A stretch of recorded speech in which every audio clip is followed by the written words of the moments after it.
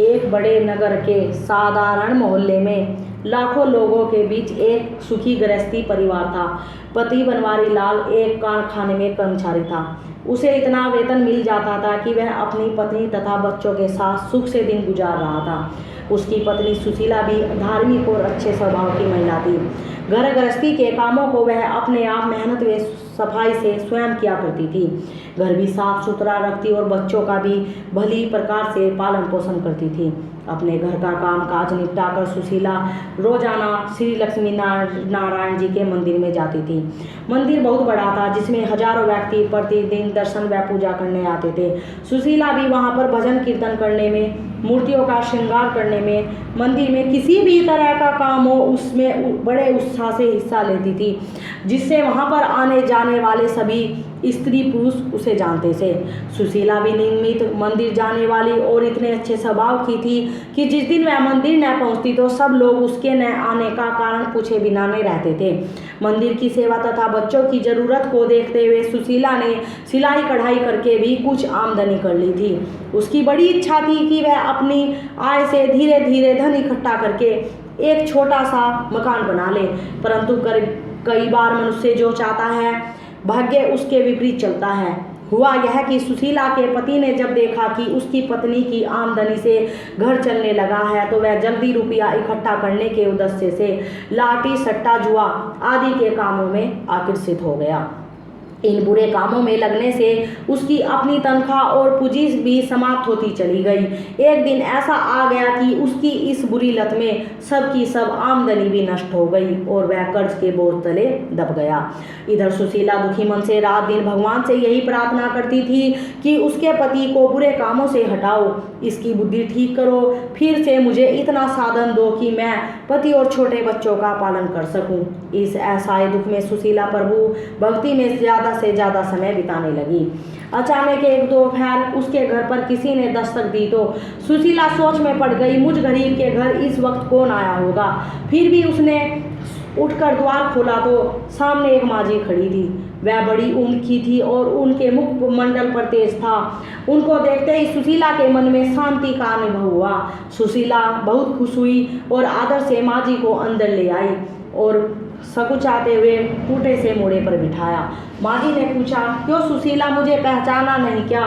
सुशीला ने माजी से कहा, उसने पहचाना तो नहीं, लेकिन शायद मैं बहुत दिनों से जिसे मिलना चाहती थी वह आप ही है। बहुत शांति मिली माता आपको देखकर। माजी ने मुस्कुराकर बताया, हर शुक्रवार को लक्ष्मी जी के मंदिर में भजन कीर्तन में तुम मुझे मिला करती थी और बड़े अच्छे स्वभाव से भजन गाती थी। बहुत दिन से मंदिर में तुम्हें नहीं देखा, इसलिए देखने चली आई, कहीं तुम बीमार तो नहीं हो गई हो। माजी के प्रेम भरे शब्दों से सुशीला का हृदय पिघल गया और वह बिलक बिलक कर रोने लगी। माजी ने उसकी पीठ पर हाथ फेरा और कहा, बेटी, सुख और दुख की तो दुख छाव की तरह होता है, धैर्य रखो बेटी, कर्म की गति न्यारी होती है। हर इंसान को संसार में अपने कर्मों का फल मिलता है। शायद तू अपने पति के बुरे कर्मों का फल पा चुकी है। तू तो लक्ष्मी जी की भक्त है, वह हमेशा अपने भक्तों का कल्याण करती है। अब तू धैर्य रख और माँ वैभवशाली का व्रत रख। यह बात सुनते ही सुशीला का मन ठहर गया और वह उत्सुकता से पूछने लगी, वह कैसे किया जाता है माजी? माजी, बेटी, बहुत सीधा साधा है, परंतु कई लोग इसे सही ढंग से नहीं करते जिससे फल नहीं मिलता। सच्ची बात तो यह है कि माँ वैभव लक्ष्मी की और ज्ञानों की श्री अंत के सामने रखकर शुद्ध मन से पूजा करनी चाहिए। किसी भी शुक्रवार से इस व्रत को करने का संकल्प करो। जितने भी शुक्रवार 7, 11, 21 करने हो वह जरूर पूरे करो। व्रत के दिन किसी की भी निंदा न करो। प्रातःकाल उठकर नहा धोकर साफ कपड़े पहनकर पूजा की चौकी पर लाल कपड़ा बिछाए। इसके बाद श्री यंत्र का चित्र या तांबे का श्री यंत्र लाकर इस पर सजाए। उसे कुमकुम का टीका लगाकर उसके समक्ष फूल रखकर माँ वैभव लक्ष्मी तेरी सदा ही जय का उच्चारण करते नमन करे। हो सके तो लाल फूल ही चढ़ाए। कपड़े पर थोड़े से चावल ढेरी करे। चावल के पास ही एक पात्र में जल और उसके ऊपर कटोरी रखे। कटोरी में एक सोने या चांदी का गहना रख दे। नगद रुपए का सिक्का भी रख सकते हैं। इसके बाद घी का दीपक जलाकर धूप अगरबत्ती बतासा फूल से पूजा करे। कटोरे में रखे गहने को हल्दी कुमकुम का टीका लगाए। कोई मीठी चीज लाकर उसका प्रसाद रखे। न हो सके तो गुड़ रख ले। यदि कर सके तो आटा घी में भूनकर उसमें केला काट तो उसमें मिलाए उसे प्रसाद की तरह सबको बांट दे और सच्चे हृदय से जय माँ वैभव लक्ष्मी कहते हुए 7, 11, 21, 51, 101 व्रत करने का संकल्प करे। तब उतने ही शुक्रवार को इसी प्रकार से व्रत रखे।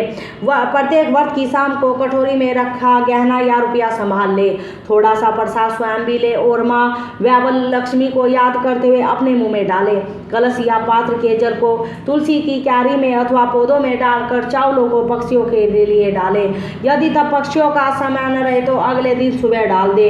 इस प्रकार से माँ जी ने बताया कि इस विधान से जो भी नारी व्रत करेगी उसका घर माला माल हो जाएगा। यदि नारी को आभूषण से प्रेम ज्यादा तो वह पूजा के समय और शंकराचार्य का अनेक धारे का स्त्रोत का पाठ भी कर ले। लेकिन यह एक गुप्त तरीका है जो केवल श्रद्धा रखने वालों को ही बताती हूँ। और तू लक्ष्मी नारायण की भक्ति ना इस व्रत को कर 1-2 व्रतों में तेरे दिन फिर जाएगी और तू सरकार से सुखी हो जाएगी। जितने शुक्रवारों की तू मन्नत करेगी उसमें अंतिम शुक्रवार को मीठा भोजन जैसे खीर बनाकर 7 लड़कियों को खिलाना और उन्हें भी कुमकुम का टीका लगाकर व्रत करने की विधि बताकर व्रत रखने की प्रेरणा देना। चूँकि यह सब वैभव लक्ष्मी व्रत कथा पुस्तक रूप में मिलता है अतः सबको एक एक पुस्तक भेंट में देना उचित है कि वह स्वयं पढ़कर पूरा ढंग समझ ले, कोई भूल न करे। जबानी बताने में कोई बात बतानी भूल जाए या करने वाला कुछ भूल जाए तो व्रत का फल मिलने में देरी हो जाती है। तब से माँ जी से वैभव लक्ष्मी व्रत की सब बात समझकर सुशीला ने शुक्रवार को व्रत किया और 7 शुक्रवार करने का संकल्प किया। तीसरा शुक्रवार करते ही उसका पति रोजाने से जल्दी घर आया और उदास होकर बैठ गया। उसने कहा अब लाठी सट्टा जुआ कुछ न करेगा और आगे से वह भी माँ वैभव लक्ष्मी का व्रत करेगा। चौथे शुक्रवार से वह भी व्रती रहा। दोनों ने बताई रीति से सब पूजन इत्यादि किया। तब से बनवारी लाल का मन भी पुनः नौकरी में लगने लगा। उसकी मेहनत व निष्ठा देखकर मालिक ने वेतन बढ़ाकर दुगना कर दिया। सुशीला को यह सुनकर बड़ा आनंद हुआ और मन ही मन वह माँ वैभव लक्ष्मी की अपार कृपया का आभार मानने लगी। 7वें शुक्रवार को सुशीला ने उद्यापन किया और व्रत के प्रचार के लिए पुस्तकें बांटी। धीरे धीरे उसे सिलाई के पैसे भी अधिक देकर लोग काम देने लगे। उसका पति भी सुधर कर दोबारा मन से काम में लग गया। इससे वह पुनः सुखी हो गई। बच्चों को उसने बड़े बड़े स्कूलों में डलवा दिया। सबके नए नए कपड़े बने। अपने लिए वह सोने के नए नए गहने लाने लगी। इस तरह से माँ वैभव लक्ष्मी के व्रत के प्रभाव से वह नगर में प्रतिष्ठित सेठानी बन गए। तब सुशीला प्रत्येक वर्ष 21 शुक्रवारों तक इस व्रत का पालन करती। उसे देखकर मूल्य की अन्य स्त्रियां भी वैभव लक्ष्मी की महिमा देखकर विधि पूर्वक व्रत करने लगी। हे माँ वैभव लक्ष्मी, आप जिस तरह से सुशीला पर प्रसन्न हुई, सबको सुखी करना, धन देना, वैभव देना, ऐश्वर्य देना। जय धन लक्ष्मी माँ, जय वैभव लक्ष्मी माँ, सबका कल्याण करना।